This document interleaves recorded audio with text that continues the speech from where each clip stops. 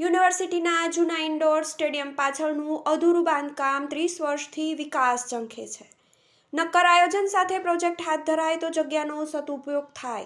બાંધકામ શરૂ થતાં જ દમ તોડી દીધેલ આ બિલ્ડિંગમાં હાલ ઉગી નીકળેલા ઝાડી ઝાંખરા શોભા વધારી રહ્યા છે. ભાવનગર મહારાજા કૃષ્ણકુમારસિંહજી ભાવનગર યુનિવર્સિટી પાસે શરૂઆતમાં મોટો ભૂભાગ મળેલો, પરંતુ દાડે દિવસે આ ભૂભાગ ટૂંકો થતો ગયો હતો.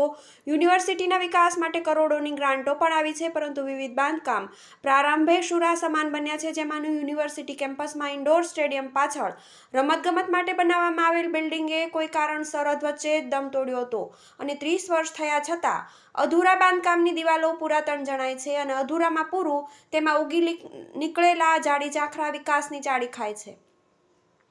યુનિવર્સિટી દ્વારા આ જગ્યાનો સદુપયોગ કરવો રહ્યો. મહારાજા કૃષ્ણકુમારસિંહજી ભાવનગર યુનિવર્સિટી કેમ્પસમાં આવેલ ઇન્ડોર સ્ટેડિયમની પાછળની તરફ આવેલ એક અપૂર્ણ બાંધકામ દેખાઈ આવે છે.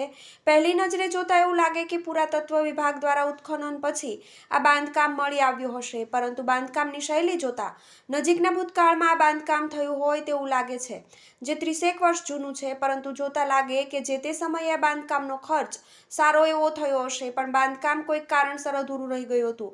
આર્કિટેક્ચરની દ્રષ્ટિએ અધૂરું કહી શકાય તેવું આ કામ જો પૂરું થયું હોત તો આ બિલ્ડિંગમાં અત્યારે કોઈ સારી રમત કે અન્ય કોઈ સારી પ્રવૃત્તિઓ થઈ રહી હોત, પણ અત્યારે આ પરિસરની હાલત ખૂબ જ દયનીય છે અને ચોમાસાને કારણે ઝાડી ઝાંખરા ખૂબ જ જોવા મળે છે.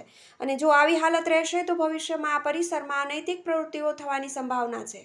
પણ જો આ પરિસરમાં રિનોવેશન કરીને કોઈ સારું કાર્ય કરવામાં આવે તો ભાવે નાના રમતવીરોના ભાવિ બદલાઈ શકે, કોઈ ઇન્ડોર રમતનું આયોજન થઈ શકે એવું કહી શકાય તેવા આ પરિસરની જગ્યા પણ અનેક નાની રમતો માટે સાનુકૂળ છે. જો યુનિવર્સિટીના અધિકારીઓ થોડો પણ રસ બતાવે આ બાબતે તો ખેલાડીને ન્યાય આપી શકાય. જો કે જાણવા મળ્યા મુજબ અહીં આગામી દિવસોમાં નવું ઇન્ડોર સ્ટેડિયમ બનાવવા આયોજન થઈ રહ્યું છે, પરંતુ તે થાય ત્યારે 30 વર્ષથી આ અધૂરા બાંધકામનું જે તે સમયે યોગ્ય નિર્ણય લઈ પૂર્ણ કર્યું હોત તો તે સદુપયોગ થઈ શકત અને વિદ્યાર્થીઓ પણ તેનો લાભ લઈ શક્યા હોત. હાલ સાંસ્કૃતિક શિબિરો માટે યુનિવર્સિટીને અન્ય તાલુકાનો આશરો લેવા પડી રહ્યો છે.